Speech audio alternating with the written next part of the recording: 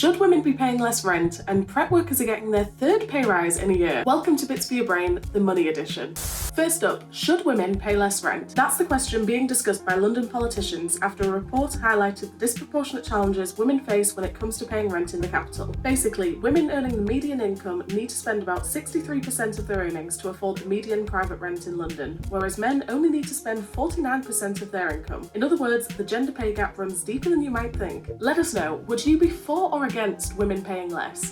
While we're on the subject of affordable housing, you can now buy a house in the Italian town of Sant'Elia a Pianici for just €1. It's part of an ongoing scheme to reinvigorate sleepy Italian towns with small aging populations. Of course, there's just a slight catch. All of the houses on offer are serious fixer-uppers, so buyers will need to put down a deposit of about £4,400 and commit to completing renovations within 3 years. But honestly, it still feels a lot more manageable than getting on the property ladder in the UK. Incredibly easy.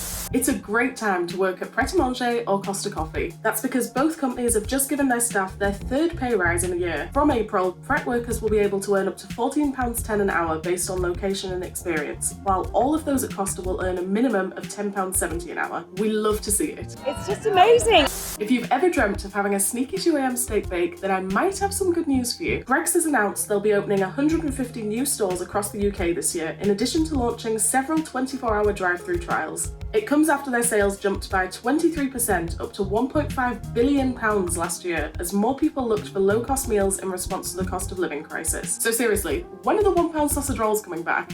Okay, move over Bitcoin because Britcoin is coming. A digital pound could be used in the UK as soon as 2030. It might sound like a cryptocurrency, but basically all it is a digital banknote stored in an online wallet. There are some real benefits to this though, as the digipound would make payments faster and eliminate the environmental impact of printing and minting money. But on the downside, you'd never again get that unbeatable thrill of finding money in your coat pocket.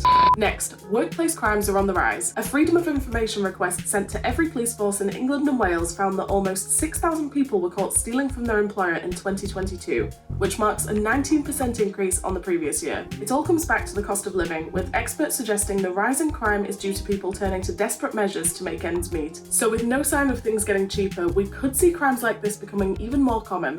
In other news, train tickets have jumped up in price. Yep, again. This is actually the biggest fare hike in over a decade, with prices increasing by 5.9%. So for example, an anytime day single ticket from Liverpool to Leeds will cost £2.35 more, while a Reading to London season ticket will set you back an extra £297. Ouch!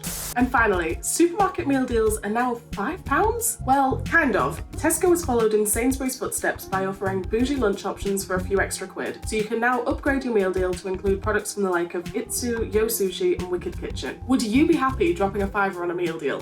No. Anyway, that's it for today. See you next time for more Bits for Your Brain.